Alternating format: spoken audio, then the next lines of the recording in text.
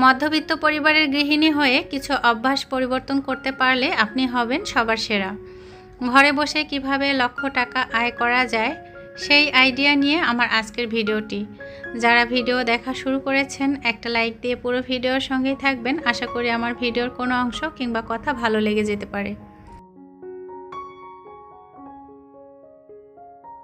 আসসালামু আলাইকুম, আমি আয়েশা সিদ্দিকা। আয়েশা ব্লগ ভেঞ্চার চ্যানেলে আপনাদের আরও একবার স্বাগত জানাই।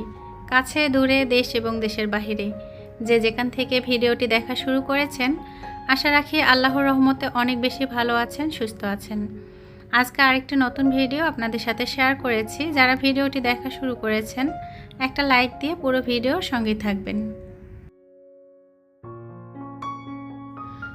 মধ্যবিত্ত পরিবারের গৃহিণী হয়ে কিছু অভ্যাস পরিবর্তন করতে পারলে আপনি হবেন সবার সেরা। নিজের সংসারের দায়িত্বটা নিজেকেই নিতে হবে।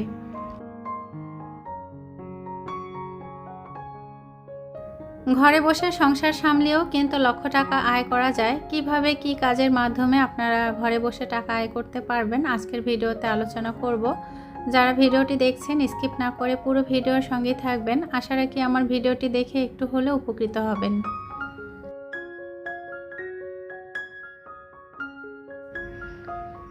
আমার গত ভিডিওতে অনেক প্রিয় আপু ভাইয়ারা, আঙ্কেল আন্টিরা অনেক সুন্দর কমেন্ট রেখে গিয়েছেন। তাদের কমেন্টের জন্য অসংখ্য ধন্যবাদ জানাচ্ছি। আমার প্রিয় ইউটিউবার বন্ধুরা তারা সুন্দর সুন্দর কমেন্ট রেখে যান, তাদেরকে অসংখ্য ধন্যবাদ জানাচ্ছি। মন থেকে অনেক ভালোবাসা, অনেক দোয়া রইল। যারা আজ আমার চ্যানেলে প্রথম ভিজিট করেছেন, প্রথম ভিডিও দেখা শুরু করেছেন, ভিডিওটি দেখে যদি একটু ভালো লেগে থাকে তাহলে চ্যানেলটি সাবস্ক্রাইব করে আমার পাশে থাকতে পারেন। পরবর্তীতে নতুন কোনো ভিডিও আপলোড করলে যেন নোটিফিকেশন পৌঁছে যায়, এজন্য অল অপশন চালু রাখতে পারেন। প্রচণ্ড গরম পড়েছে। সকালবেলা ঘুম থেকে উঠে কিচেনে এসে সবগুলো কাজ করে নিতে অনেকটা কষ্ট হয়ে যায়, তাই রাতেই কিছু কাজ গুছিয়ে রাখি। রুটি বানিয়ে রেখেছিলাম আর সেটা ফ্রোজেন করে রেখে দিয়েছিলাম। অনেক সময় যেটা করি, রুটিটা বানানো হয়ে গেলে হালকা একটু ছেঁকে রেখে দেই। রাতের বেলা অনেকটা গরম লেগেছিল, যার জন্য সেই কাজটা আর করা হয়নি। একটু আটা ছড়িয়ে দিয়ে কিন্তু রুটিটা ফ্রোজেন করে রেখে দিয়েছিলাম। মাশাআল্লাহ ভালোই ছিল। যদি রুটি বানানোর আগে আপনারা যখন আটা কাই করে নেবেন তখন যদি একটু সময় নিয়ে করা যায়, সিদ্ধ করে নেওয়া যায়, তাহলে কিন্তু সেই রুটিটা ভালো থাকে। তো আমি সেটাই করে রেখে দিয়েছিলাম। জ্যৈষ্ঠ মাসে প্রচণ্ড গরম পড়লেও জ্যৈষ্ঠ মাস হচ্ছে মধু মাস বলা হয়, কারণ এ সময় মিষ্টি মিষ্টি দেশি ফলগুলো পাওয়া যায়। আম, জাম, কাঁঠাল, লিচু আরও অনেক রকমের ফল পাওয়া যায়, যার জন্য কিন্তু আমার কাছে ভালোই লাগে। যদিও বা এই সময়টা অনেক গরম পড়ে বা বড় থেকে ছোট সবাই একটু অসুস্থ হয়ে যায়, তারপরেও আমার কাছে মনে হয় যে এই যে আষাঢ় শ্রাবণ মাস, জ্যৈষ্ঠ মাসে যে মিষ্টি ফলগুলো পাওয়া যায়, এজন্যই কিন্তু এই মাসগুলো আমার কাছে ভালোই লাগে। আমগুলো সুন্দর করে গুছিয়ে নিয়েছি। আর ফল রাখার যে ঝুড়িটা, সেটাতে কিন্তু যদি ডিরেক্টলি আম রেখে দেওয়া যায়, আম থেকে আঠা পড়ে গিয়ে কিন্তু নষ্ট হয়ে যাচ্ছে, যার জন্য কিন্তু আমি পেপার বিছিয়ে দিয়েছি। আপনারা অবশ্যই এই কাজটা করবেন। যে কোনো ঝুড়িতে যখন ফল সাজিয়ে রাখবেন সেই ঝুড়িতে পেপার দেওয়ার চেষ্টা করবেন, যেহেতু আম থেকে কিন্তু অনেক আঠা বেরিয়ে আসে, তাতে করে কিন্তু ঝুড়িটা নষ্ট হয়ে যায়।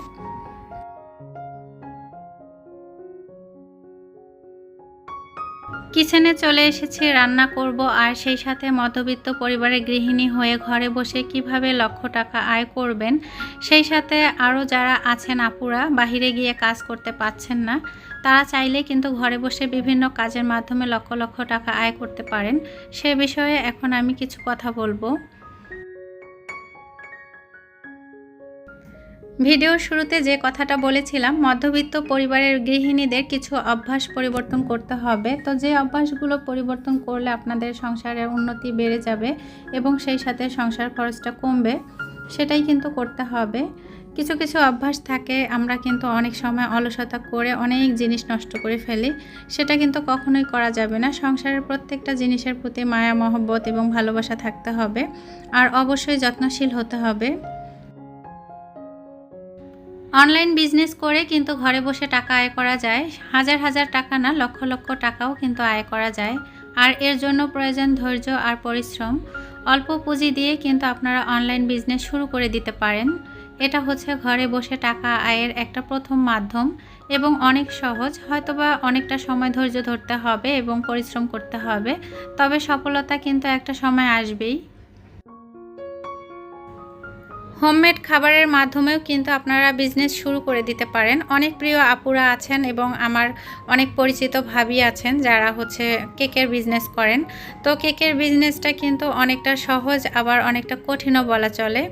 যারা কেক বানাতে শিখে যাবেন বা কেক বানানোর জন্য কিন্তু বিভিন্ন কোর্স করা যায়, সেই কোর্সগুলো শিখে যদি আপনারা কেকের বিজনেস শুরু করে দিতে পারেন, তাহলে ঘরে বসে অনায়াসে কিন্তু আপনারা মাস গেলে 1000 টাকা ইনকাম করতে পারবেন।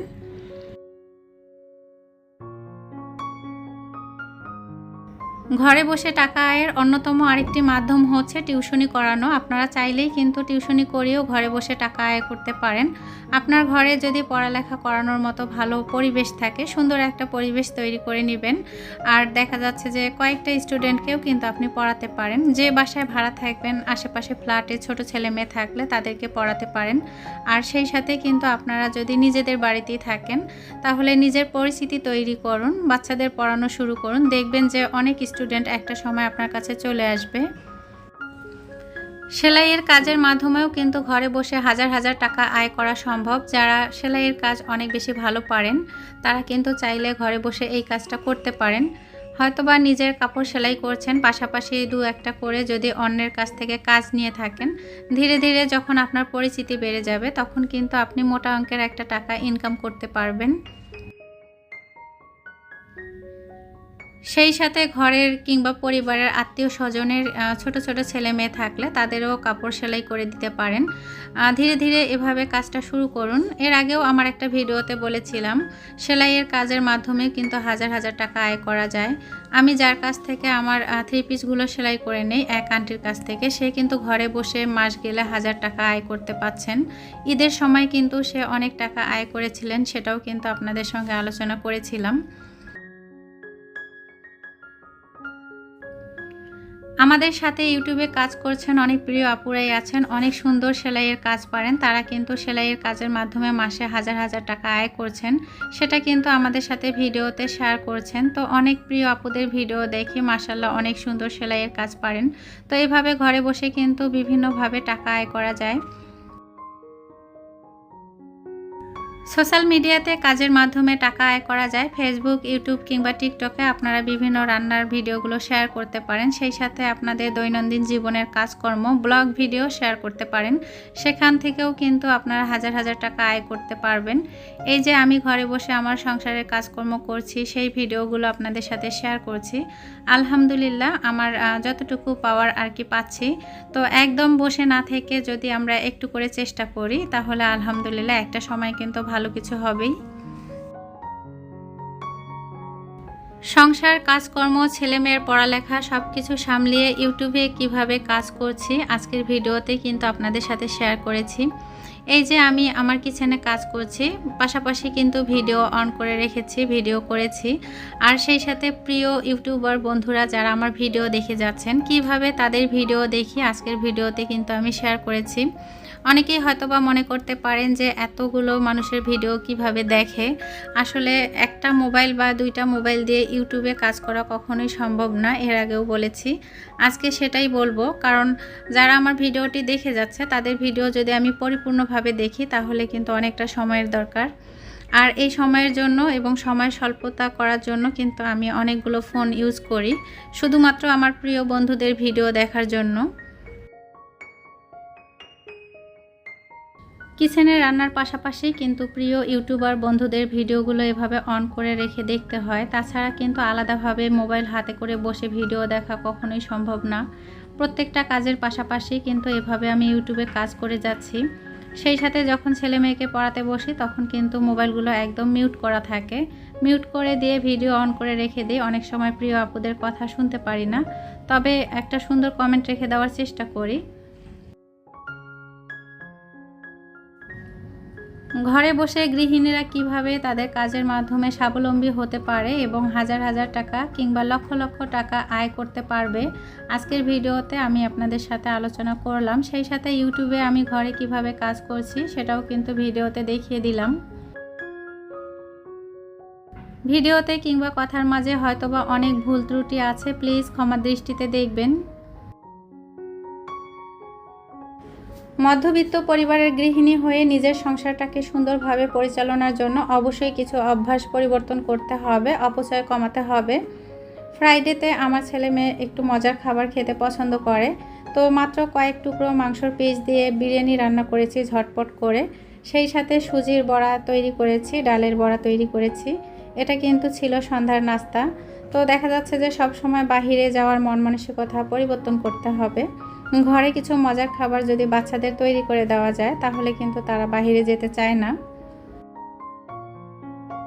আমার গত ভিডিওতে মাটির যে ফিল্টার এবং বাঁশের মগ দেখিয়েছিলাম, অনেক আপুরাই অনেক সুন্দর কমেন্ট রেখে গিয়েছেন, তাদের অনেক বেশি পছন্দ হয়েছে। অনেকেই আবার জিজ্ঞাসা করেছেন মাটির ফিল্টার কোথায় থেকে নিয়েছিলাম। অনলাইন থেকে নিয়েছিলাম, আজকের ভিডিওতে বলে দিলাম। তানিয়াস ডায়েরি রোমানা আন্নি থেকে আপুরা অনেক সুন্দর কমেন্ট রেখেছেন, অসংখ্য ধন্যবাদ জানাচ্ছি। আজ এ পর্যন্তই, সবাই ভালো থাকবেন। আসসালামু আলাইকুম, আল্লাহ হাফেজ।